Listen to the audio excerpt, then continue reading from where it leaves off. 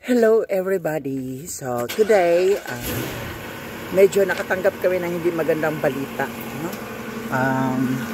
It's a very sad news para sa part namin kasi pinapaalis na kami. Yes! You heard it right. Pinapaalis na kami sa bahay namin dito sa Nashville.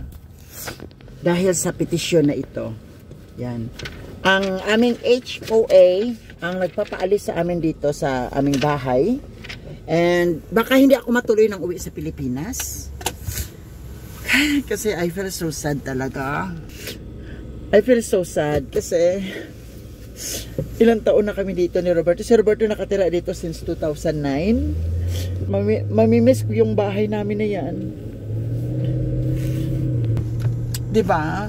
So, naiiyak lang ako kasi hindi ko talaga in-expect na ganun ang mangyayari this year. Kasi January.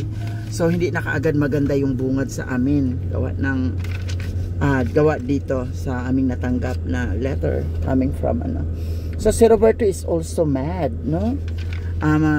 Masama din ang pakiramdam ni Roberto. Kasi, bakit daw kailangan gamitin yun na dahilan para kami ay ipetisyon na paalisin sa lugar namin.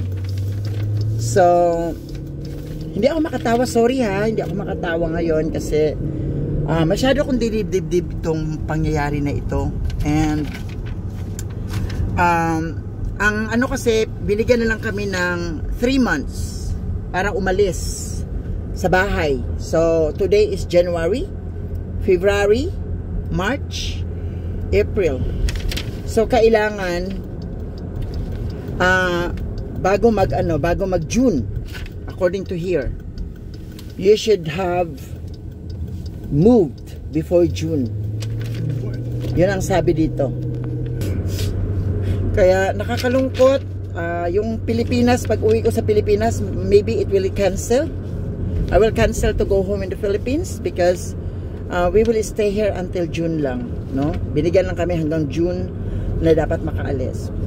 So, basahin ko sa inyo kung ano talaga yung reason. Ayoko talagang basahin to kasi I feel so sad when I read this one. According to the letter from aming HOA nga nagpetisyon sa amin na paalisin kami is, your hair is too long and you are so beautiful.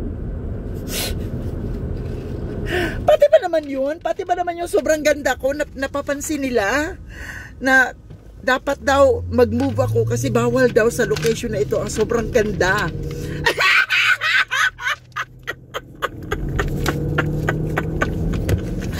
Kaya wala akong choice kundi mag-move. Naghanap kami ng estate ngayon kung saan pwedeng tumira ang mga beauty queen, mga title holder, mga magaganda, no? So bahala na, si Lord na lang bahala sa amin ni Roberto kung saan kami dadalhin ng tadhana. Kaya sorry talaga kung hindi ko matutuloy ang pag-uwi ko ng Pilipinas. Kasi hanggang June lang kami dito. So sad. Charis! Char.